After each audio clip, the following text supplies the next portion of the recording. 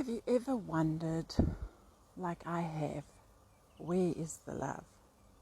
So, interesting, I wrote a blog quite a few years ago called Understanding Your Emotional Makeup.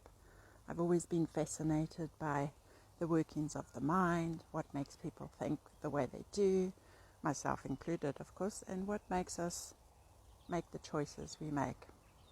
So, I was at the time looking at research done by Paul Ekman, and what was interesting was that psychologists had agreed that, or observed rather, that there were basically 6 main emotions.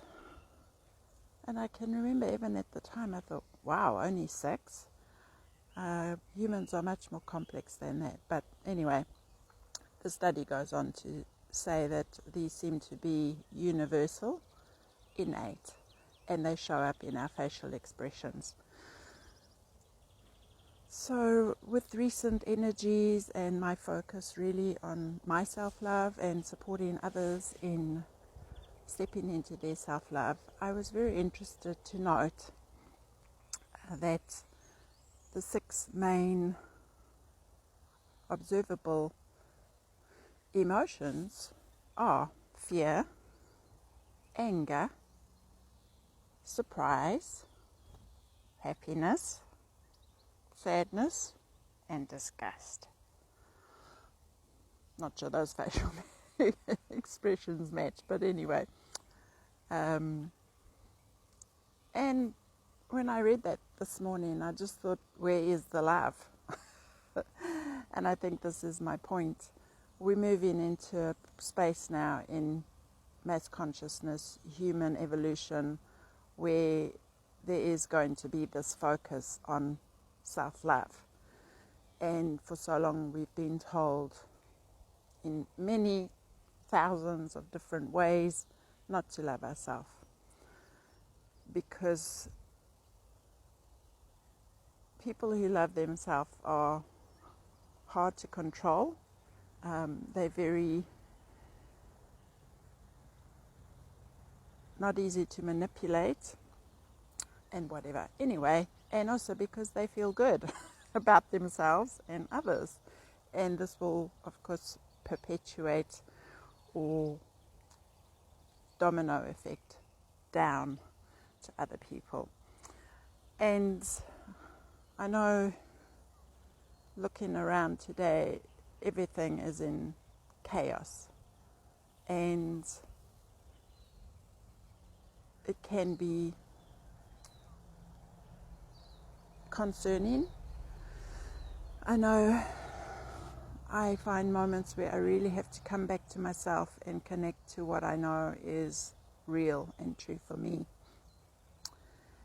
And the one thing that is my love for myself. Now, if you want to include a deity or whatever, I believe I am God also, created in the consciousness, image of consciousness. And so there is no separation. Even there, consciousness does not separate itself from itself. And yet here we are living these lives where we've chosen, up until now, certainly, to stand back and experience that, and that's all good. I, for one, and I think quite a few people are looking for something different. So further in the blog, I did discuss why you need to understand your emotional makeup. It came from the question of why are some emotions, or all emotions really, can be quite difficult to change. And I looked at this because, look, it's spring, isn't it beautiful? And today the sun's shining here after a week of rain, which is very unusual in my area. But anyway, I digress. The study showed that there are 3 levels to each emotion, and if we don't address all of these, or any of these completely, then it's hard to break the emotional pattern and association in the brain. And this is why people can struggle to, move out of anxiety or mental health issues, any emotion really, and what causes the habit. So if you'd like to read that blog, you can find it on my website under blogs, Understanding Your Emotional Makeup. Have a read and see what you think. However, it's made me really more impassioned than ever. I think this is a new dawn, and for those of us who are seeking more, I really feel for the first time in a long time that things are moving, thus the chaos we see around us. Old is being dismantled, and the contrast is very visible. So it's easy to see and then make a choice. And I really want to stress we do have the choice. For me, it's really important that it's a choice that comes from a space of love. And this is why I'm passionate about helping those conscious, forward-thinking women between 35 and 60 who, they've been busy wanting to experience more for a long time. They've done a lot of work on themselves, and yet there could still be that final hurdle that seems to be sticking. And this blog, I think, could explain why.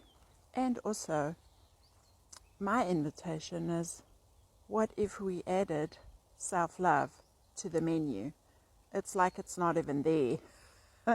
So bringing that into consciousness so that we can experience now love for ourselves, and then of course for me, others. You can't not love yourself and not love others, and this is the power of self-love, and that's why it's been poo-pooed for so long, blacklisted, shamed, blamed, told it's selfish. Now, I'm not talking about narcissistic personalities.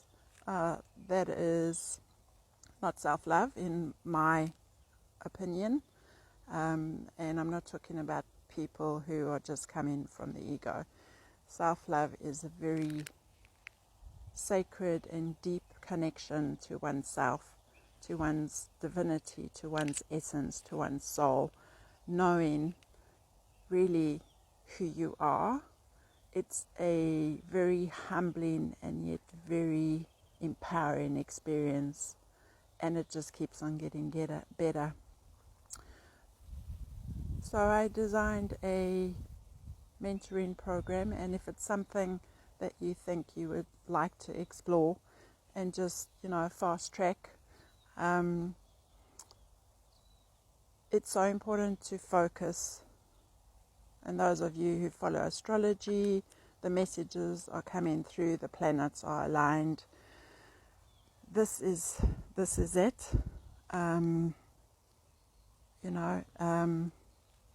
The path of fear or love, and both are okay, but I don't want to live in fear anymore. I lived there for far too long. I didn't love myself, and it sucked.